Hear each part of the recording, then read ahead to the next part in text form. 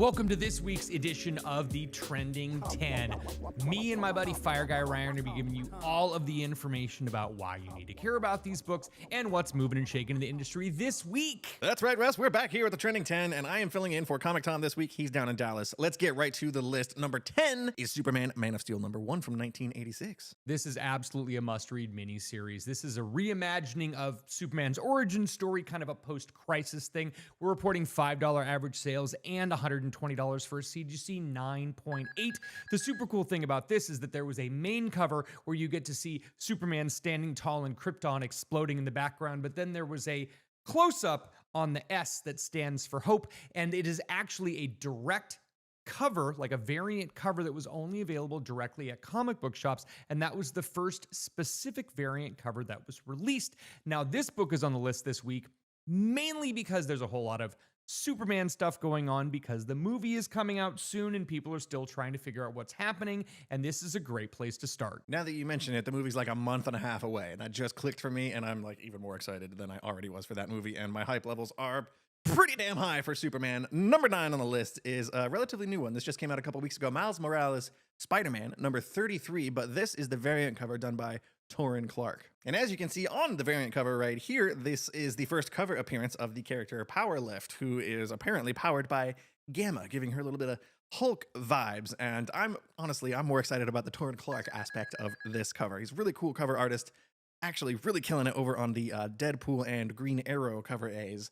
Along with a whole bunch of other cool covers. It's definitely an artist that you need to keep an eye on. Go check him out. Muad'Dib on Instagram. Good job getting that handle secured, by the way. Number 8 on the list, Superman vs. Amazing Spider-Man from 1976. This was an oversized comic book, 100-page goodness, and the first time we saw a DC and Marvel crossover. Now, they did, as a favor to all of us collectors, release a regular comic-sized one with kind of a gold border. The second print of it, that was released in the early 1990s. Now, Marvel and DC crossovers, they've done it a few times. Amalgam was in the 1990s. We had that great George Perez run where it was JLA and the Avengers in 2003. But since 2003, we have not had a crossover until the announcement we just had. We are going to have a Batman and Deadpool crossover.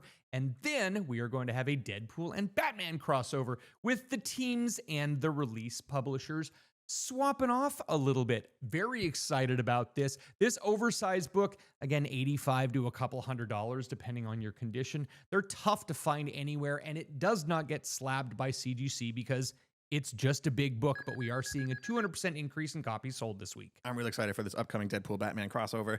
And they're supposedly working on a whole nother batch for 2026, although we have no idea what characters that might feature or what creative teams may be involved. Moving on, we've got a surprising book on the list. As far as I can tell, it's the first time we've talked about this book here on the trending list. This one is much more popular over on the Hot 10 that Tom does with Jeff, the Golden Age Guru. We're talking about New Mutants 98 from 1991, the first appearance of Deadpool. $400 average sales for this book. However, a 9.8 did just hit $800 yesterday as we are recording. That is supremely cheap, and that's one of the things that I'm noticing about this list. A lot of these books I actually thought might have been on the Hot 10 list, but because prices are so down, we do have different news driving these books, but prices are down, and I think that's why we're seeing a lot of them. Now, this next book, number 6 on the list, Spectacular Spider-Man number 1, this is because we have Tom Holland going to be having the new Spider-Man movie. People are still picking who are going to be the bad guys. And while we've had some information, we talk a little bit more about that later in the video. This is just one of those books that I think people are picking up because it's super cheap right now. $80 average sales, $350 for CGC 9.8. Spectacular Spider-Man number 1 is a great book, and if you're not going to go whole hog for the Amazing Spider-Man, you might as well pick this one up. A 350% increase in copies sold this week. Now, as you know, if you've watched us do this video more than one time, you probably remember that we sourced this video from Key Collector Comics, the application on your phone. Every single week at the Trending 20, we pick 10 of those books and talk about them here on this video. There are a buttload of other Spider-Man books because it seems to me like people are just really, really, really getting excited for the upcoming fourth Spider-Man movie, and especially as news starts to slowly trickle in, news and rumors, it seems like we're getting people just kind of covering their bases. Oh, very much so. There are so many potential things happening with Spider-Man, you have to really be paying attention to what's going on. And if you want to give it a shot for yourself, just download Key Collector Comics and plug in the coupon code TOM101, and that will give you a free 2-week trial of the paid version of the app. I use it every single day, and I own a comic book shop. You should too. We should all own comic book shops. Next on the list, Uncanny X-Men, number 221. This book came out in 1987. It's just a little bit older than I am. This is the first appearance of Mr. Sinister, and I feel like that gets slipped into every one of these videos when it's just you and me. It just hurts me. I always throw a little dig about how young and spry I am compared to Russ, who's a crusty old fuddy-duddy. Anyway, first appearance of Mr. Sinister. $75 average sales on this book. We did see a 9.8 go for $209 just the other day. This book has not been on the list for over a year. It was back on the Hot 10 in May, actually almost exactly a year, early May last year, which was around X-Men 97 time, which is when we saw Mr. Sinister last. Why are we talking about him this week, Russ? 153% increase in copies sold this week because Alex Perez, Marvel Insider, let slip that Mr. Sinister is supposed to be the big bad in the next X-Men movie. We don't know a whole lot about this upcoming X-Men movie. I believe there's a writer attached, but we don't know for sure a whole lot of concrete information. But we are getting rumors again about Mr. Sinister, about Bolivar Trask, and about Senator Kelly. We've seen them before on live action adaptations, but these guys just make sense. There's a lot of plot lines in there you can do with the mutant gene, for example, and how mutants are perceived by humanity. It's well-trod territory for X-Men movies. Let's just say that. And now is my favorite time of the video where I get to talk about a book that nobody was specking on. Number 4 on the list, Iron Man number 53 from 2002. This is a crazy one. We are seeing $3 average sales, CGC 9.8 for $150. First time in 10 years that book has sold at a 9.8. The previous high was $45. Well, this is the first appearance in a comic book of Friday. Well, Friday is a replacement for Jarvis. And while may not be a household name, this is actually a character that you have heard multiple times before because she was in animated series. She actually was at Avengers headquarters in Disneyland, if you were checking that out, and she has showed up in the movies before.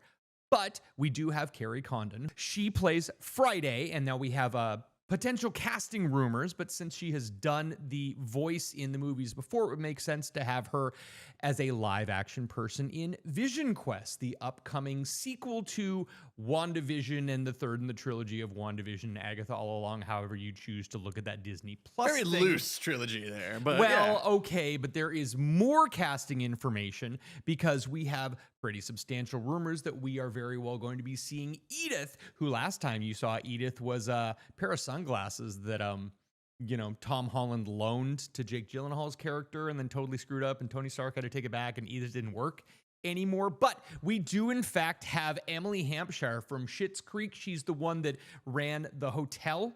Stevie, you haven't watched it. Never watched it. She's playing Edith, but we do actually have confirmed confirmation. That's more than redundant, but that's okay. It's not even a rumor confirmation, but we know that Jocasta has actually been cast, and that is being played by Tania Miller. So it sounds like they're getting every AI that's ever been done in live action, but they're bringing all of these artificial intelligence characters into this Vision show, which I'm pretty excited for. I think the White Vision fight that happened at the end of WandaVision, which is almost 5 years ago at this point, that's a huge dangling plot thread in my opinion, and I'm just excited to see the Vision come back in any capacity, but I think having him explore various other AIs in the Marvel Universe, that'd be a kind of a good way to, sort of tie up those loose ends as well. We're gonna move on, but before we move on, I'm gonna give a quick shout out here for our buddy Comic Tom. Take it from me, one of the hardest things to do is to keep up with Tom. That guy moves fast, and I don't like it. He moves too fast for me, but if you want to keep up with him, if you want to try, you just got to follow him on Whatnot. Tom is always over there running streams and sales with all kinds of cool exclusives and variants that you can only get through Tom. And if you want to have some fun and watch him do a live stream and sell and talk and hang out with the community, follow him on Whatnot. You can use the code down here in the YouTube description. You click on that, you make a new account, you make your first purchase, and you will get a $15 credit applied to your account as well. So you help out Tom, you help out yourself, you get some comics, and everything is gravy. Number 3 on the list, Batman Adventures number 12. This first appearance of Harley Quinn, an amazing book And I didn't find any news happening this week. You guys want to tell me why this is on the list? We looked. There's issue 51 of the comic book just dropped out. I believe season 5 of the animated series just wrapped up, which is a really good show. You should probably go watch that. There's no new Harley Quinn movies on the horizon. I think it might just be that this book is finally cooled off enough to, be affordable to a bunch of people. 233% increase in copies sold this week. We're really seeing raw copies go between $800 and $1,200. CDC 9.8's in the $1,400 range. You know what? The last few months, it was going more for like $1,600. And just a year ago, it was $1,800 to $2,000. So this book keeps getting less and less expensive, and it might just be the right time to pick it up. Yeah, we haven't talked about it since September on the Hot 10 back when the Joker 2 movie was coming out, and I guess the poor reception to that movie is partially to blame for why this key first appearance of Harley Quinn comic is kind of down in the dumps. Maybe if you've had your eye on it for a while, maybe now's the time to pull the trigger. Number 2 on the list, another book we haven't talked about for quite some time, and the last time we talked about this was because of Maestro rumors. We were supposed to be hearing that Maestro was showing up sometime in the Hulk show, and we didn't see him. But number 2, Incredible Hulk Future Imperfect number 1. Well, this book back on the list this week with a 271% increase in copies sold. $25 average sales, a recent CGC 9.8 for $70 on auction, but we've actually been seeing a yearly average of $98 and a high sale of $120. So Maestro rumors happening. Okay, maybe, yeah. We also heard this week that we're supposed to be seeing Bruce Banner, Mark Ruffalo being Bruce Banner in the new Spider-Man movie. He's supposed to be teaming up with Tom Holland, so that could be putting a little bit of traction behind this.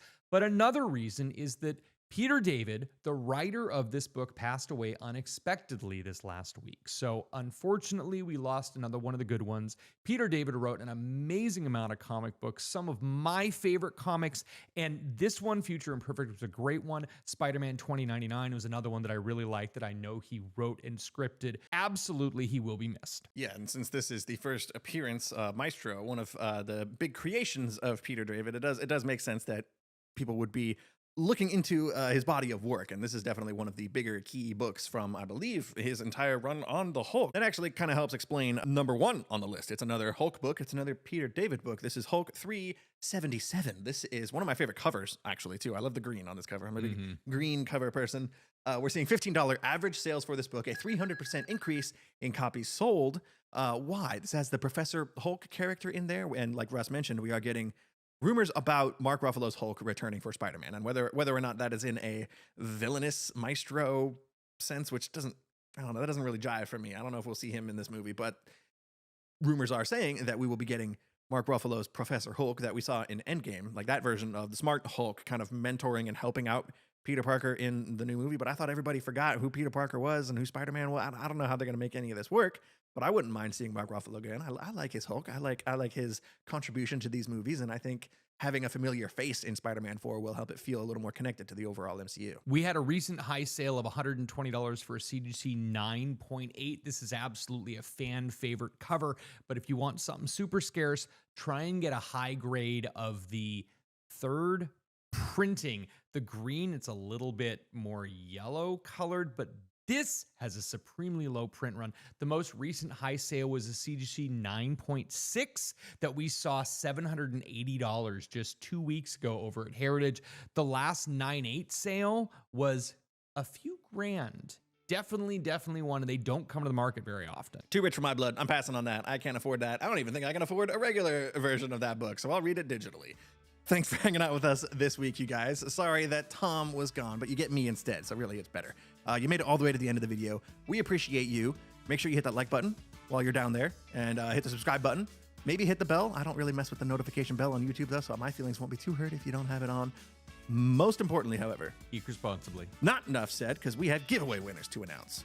5 of you have won a book. If your phone number ends in 1925, 7405 0115 8329, or your name is James Rodriguez, you got to check your text messages. You may have already won. And if you want to be entered in to win any of these giveaways that we do every single week, all you need to do is hit up comictom.com. A little pop-up will come up and ask for your phone number.